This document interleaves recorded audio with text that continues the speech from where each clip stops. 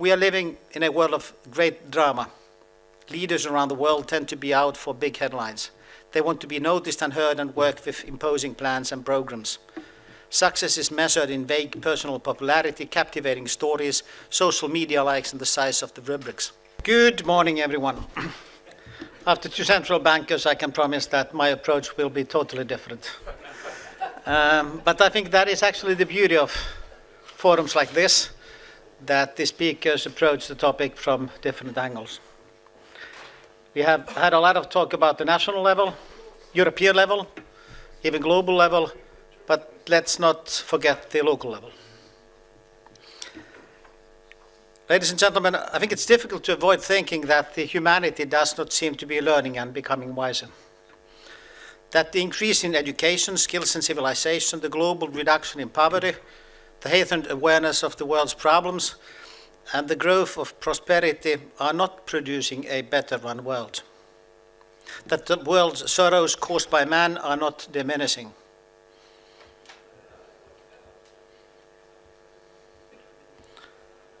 That progress has not progressed. We are living in a crazy world where almost everything seems to be in state of upheaval. Technology is making huge leaps forward. Geopolitical tensions have returned. The sustainability crisis is a real threat. Economic integration and free trade are struggling all around the world. Even the media is in turmoil. This uncertainty is not likely to be temporary. Indeed, the nature, extent and permanence of uncertainty are so strong that one could well speak of it as a global megatrend. While there is no escaping a difficult world, it is creating a huge demand for structures that create stability and predictability, and a sense-making framework. The war in defense of a well-functioning democracy and many universal values is different to other wars. You have to carefully pick up your arms. This war is not fought between nations, armies, or individual people. It unifies and divides us as a community of people. Our fundamental need for coexistence stipulates that people gravitate towards unified, joint, and like-minded communities. These communities we call cities. Their role in the battle for a better world is big and only growing. People are social creatures. They value the multiplicity of stimulus urban environments can offer already in ancient times and even earlier. The Greek philosopher Aristotle told us that people move to cities to seek work and income, but they remain there to live a good life. Aristotle's insights date from 2,300 years ago, from the great heyday of city-states, but the essence of cities remain the same today. Getting a job and earning an income may be seen as a short-term and more practical, and living a good life as a long-term and more philosophical goal setting. In practice, they are, however, strongly interconnected. The history of urbanization is actually a history of people who leave their homes in order to get new ones somewhere where they think they have better opportunities for a good and happy life. It may be that soft power, defined quite widely, is the only way to beat the bad forces.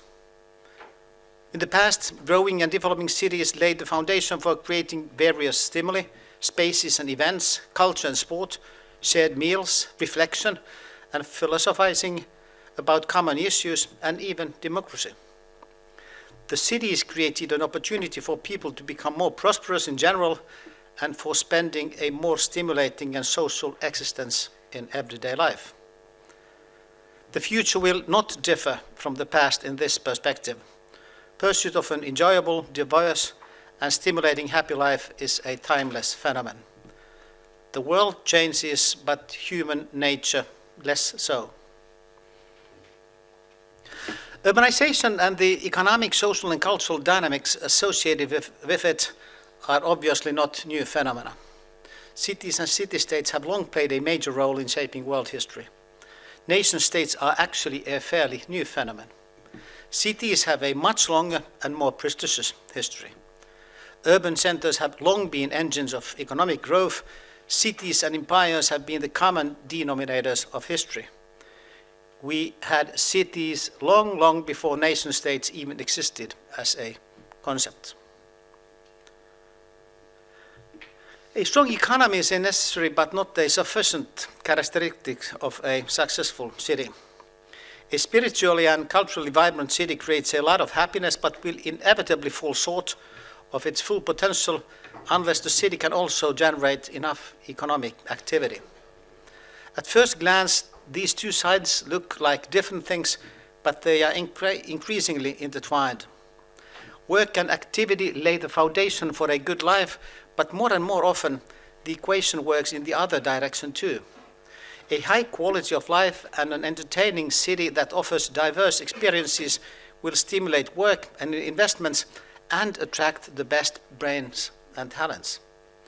Especially for young cosmopolitan talents, the place of work is no longer chosen slowly for what it is. Increasingly important is where it is and what opportunities the location offers for a good life. In this equation, the city is a more relevant factor than the nation. It is more typical to plan a holiday trip to Amsterdam than to Holland, or to think about starting a business in Berlin than in Germany. Whereas people used to emigrate to America in search for a better future, now they travel to Boston or San Francisco. Shanghai is more interesting than China. Many people don't even know which country Dubai is in, but everyone knows Dubai. Conditions that complicate and sometimes cripple decision-making in nation-states are also present in cities, but in most cases they are much weaker. Cities are not immune to populism, nor to the crisis of democracy, nor to the difficulty of finding systemic solutions amid general world complexity, but they are significantly more operational players than countries are. They have daily concrete interactions with citizens and they daily cause joys and sorrows. The most important user interface for the individual is the city. In addition to the typical economically motivated reasoning, there is also the softer, more conceptual side.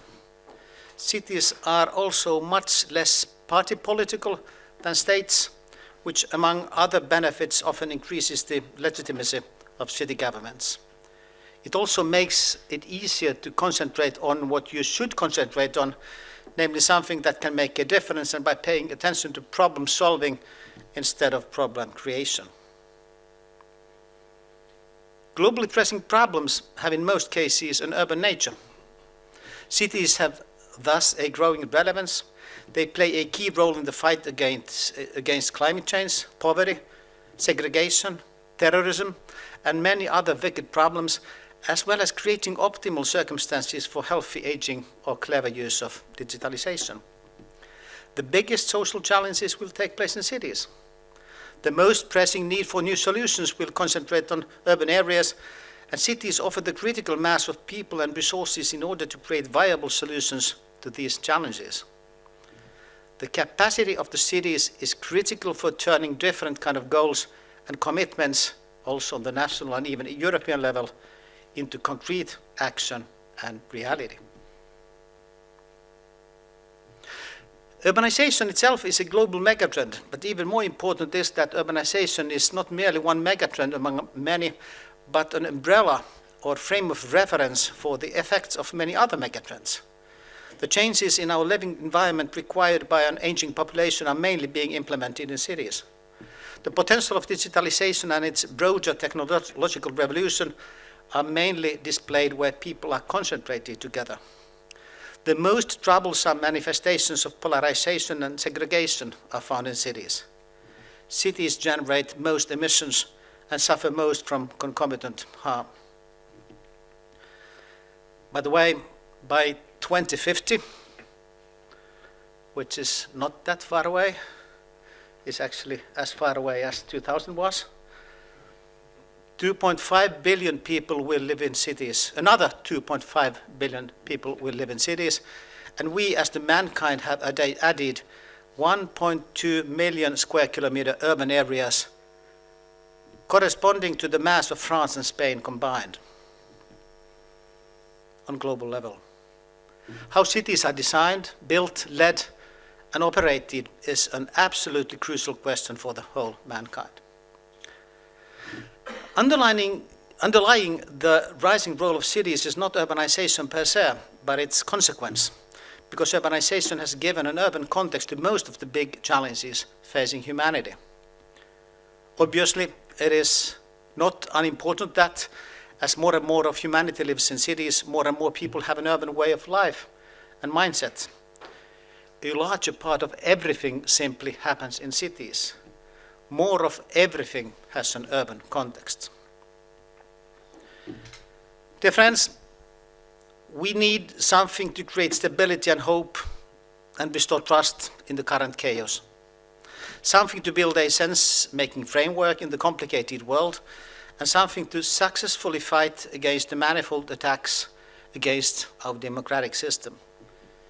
It may be that there is no better way to do this than to concentrate on what actually is relevant to our people, the basic and commonplace everyday life.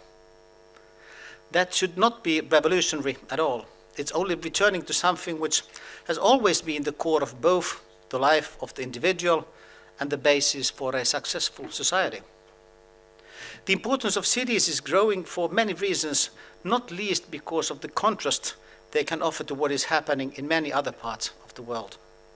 Cities are bound up with genuine, real and meaningful things that are the concrete building blocks of everyday life. We're living in a rapidly and unpredictably changing world where even the nature of change is changing. Our understanding of the future is indefinite and incomplete. Less and less can be predicted. The winners will be those who are agile and adaptive, willing and ready to change, able to change. These are not typical features of nation states. Unfortunately, even less for nation states in democracies. Nation states were simply not planned to solve the pressing problems of today's world, with the exception of situations where you need military power. What's more essential, the megatrends of our time ask for capabilities more typical for cities. The ability to manage climate adaptation or digital transformation, or the skill for managing urban mobility are above all the characteristics of cities. Functional infrastructure tells us more about how the world works than political borders. Cities are also more scalable than states. Regardless of differences in culture, language, or social structures, a transformational idea can be born and utilized anywhere in the world as cities have become more interconnected. It's clear that we have to make big changes in our ways of living. This do not have to mean worse and less happy lives, but it means a necessity to reformulate values and tools of measuring development. The mankind needs to find both happiness and motivation from other issues than traditional material well-being. The factors contributing to a city's success are already gradually shifting to softer urban attributes, such as how cities build a customer service culture, foster urban experiences, and achieve sustainability. No one has the sole ownership of this big agenda. All societal actors have a role to play. It's clear that nation states still play a significant role in a huge number of issues. Recent geopolitical tensions and wars have underlined the role of military power. Federal governments and central banks have undoubtedly a big impact in the economics. And there are many, many other examples highlighting the state's influence. It's, however, evident that cities' actions are more significant in this equation than most of us think. Cities are the experts on everyday life, and their toolkit there is much more relevant than the one of the nation states. Ladies and gentlemen, cities do also have a long history of diversity, cultural dialogue and diplomacy. There were Jewish, Egyptian and Latin quarters in Alexandria already several thousands years ago. This is also an important element in identifying successful cities. In his book, The Most Prosperous Cities in the World History, a Finnish science writer Ari Turunen depicts 9 cities from the Greek Miletus to the Egyptian Alexandria, from Hangzhou in China to Amsterdam in the Netherlands. He says that what allowed them to succeed was, above all, a certain mindset. Quote, "These were cities where diverse people and original experiments could live in peace, without persecution and restrictions. The cities flourished because they encouraged freedom of thought and action and understood foreign languages and cultures." We are living in a world of great drama. Leaders around the world tend to be out for big headlines. They want to be noticed and heard and work with imposing plans and programs. Success is measured in vague personal popularity, captivating stories, social media likes, and the size of the rubrics. I'm, however, convinced that it is the dull, everyday life which finally counts. People want to have less drama, not more. They want to raise their families and live in peace, not having to worry too much. They love entertainment, but they think it's up to the artists, not the political leaders, to provide them with that.